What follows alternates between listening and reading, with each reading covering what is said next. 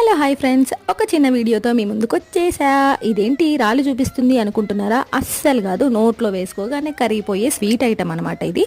ఇంతకీ ఇది ఎలా చేసామంటే, పల్లీలు మంచిగా ఫ్రై చేసి పొట్టు మొత్తం క్లీన్ చేసేసి పల్లీలతో పాటు బెల్లం పొడి కూడా వేసి మిక్సీ పట్టేసి ఆ వేడి మీదనే లడ్డు చేస్తే ఇలా అవుతుంది అనమాట.